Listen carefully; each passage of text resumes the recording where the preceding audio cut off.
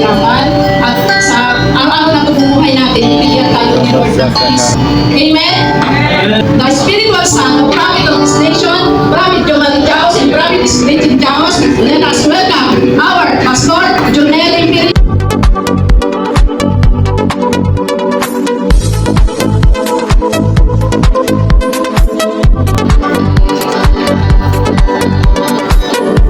I believe by faith and by fire. and by fire. In the name of Jesus. In the name of Jesus. Palakpakan natin the best friend. Shout with me, hallelujah. Thank you, Jesus. Thank you, Jesus. Praise the Lord. I claim my birthday.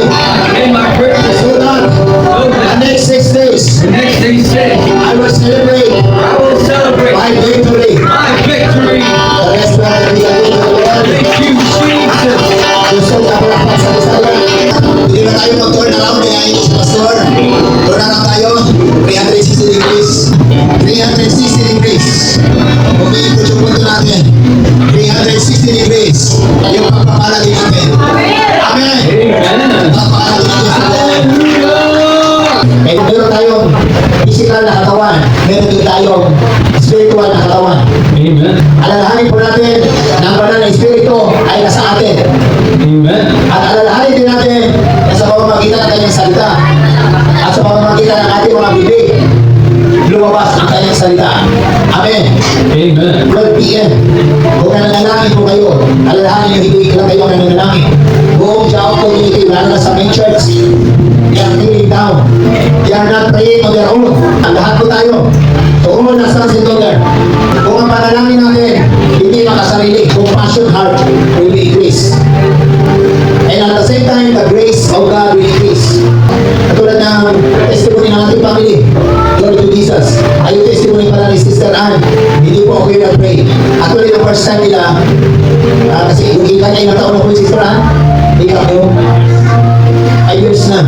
So the first month, first natin na dito, I think 2 weeks, di ba?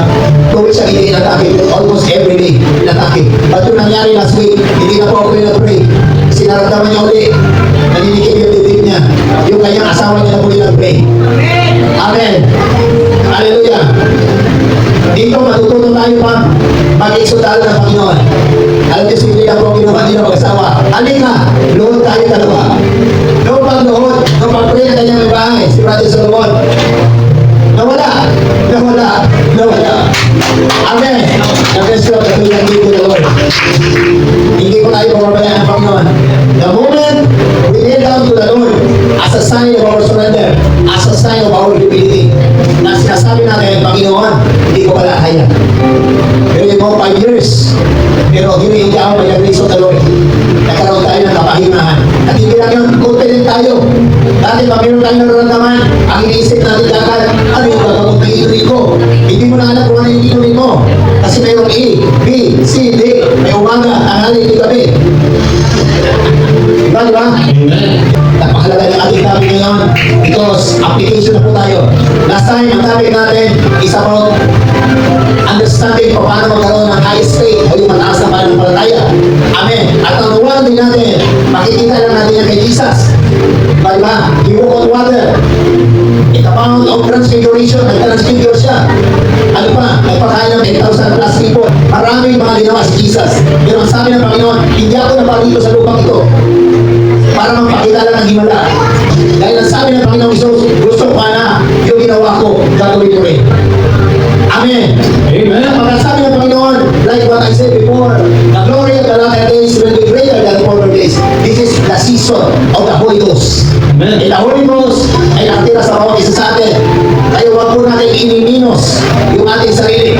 Huwag natin tinignan ang ating sarili na parang we are alipin ng away, alipin ng sakit, alipin ng sitwasyon. Amen. That's why Revelation 1:8, I am the Alpha and Omega. God knows ano yung daladalan natin. But the moment we surrender, and Lord, thank you. Dahil yung ginawa mo doon, makagawa ko rin pala. Okay, declare with me. From today, every works of darkness from my life, I will break them all. I give unto you the power to tread on serpent and scorpion and overall the power of the enemy. Bigyan lang tayo ng Panginoon ng kapangyarihan. Pagtabakan ang ulo ng ano po, ng ahas,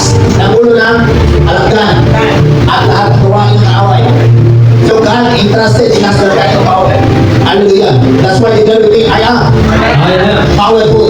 powerful. I am I am untouchable. untouchable. I am I am immovable. immovable. Alam niyo po yung salita immovable, dito sa Greek word. When they say immovable, hindi ka natitingan. You are immovable. Ano man yung darating ng mga challenges, you are immovable. Amen. In the book of Psalms, sabi ng Panginoon, be still and know that I am your God. Anak, pag ginawa mo na yung best mo, I will do my part.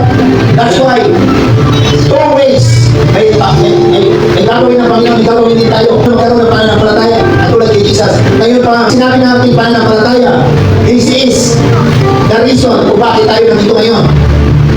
Kung wala kang pananampalataya, wala ka dito ngayon. Ngayon parang iniisip mo, bukas ang umaga, sasamba ako, makarating ka dito. Dahil sa pananampalataya. Amen. Amen. Okay, to make it clear, pag sinabing pananampalataya, it is the manifestation of God in the flesh. Basta meron kang pananampalataya, you are unstoppable. Amen. It is hard for the people of God, sa mga anak ng Panginoon, to live in these last days. That's why ang blessing natin, supernatural yan. Amen. Yung lupang pagtatanda natin, magiging supernatural yan. Magiging supernatural yung binhi, magiging supernatural din yung pagkain natin. Amen. So, kailangan natin maunawaan ang pananampalataya na meron kay Jesus. Remember, in Genesis chapter 1, verse 26, sabi ng Panginoon kay Adan at sa Eva, I give you dominion over the fowl of the air, the fish of the field, the fish of the sea. So, sabi ng Panginoon, I give you dominion. Binigyan kita ng kapangyarihan to control them. Amen. But the moment nagkasala si Adan, si Eva, everything natural kanino ay Satan. That's why the God of this world is stronger than Satan. That's why ang resultado ng Panginoon, very pure lang iba. Jesus Christ entrusted sa mga kanyang 12 disciple. Yung mga 12 disciple, they become like Jesus. More than like Jesus. Bakit po pa? Kasi ginawa nila yung mga katuwa ni Jesus. One day, nagkaroon ng 3,000 in the book of Acts chapter 2. 3,000 na tagasunod ni Peter sa pamamagitan ng kanyang pangangaral. Diba? Imagine, pwede mangyari yan in our generation.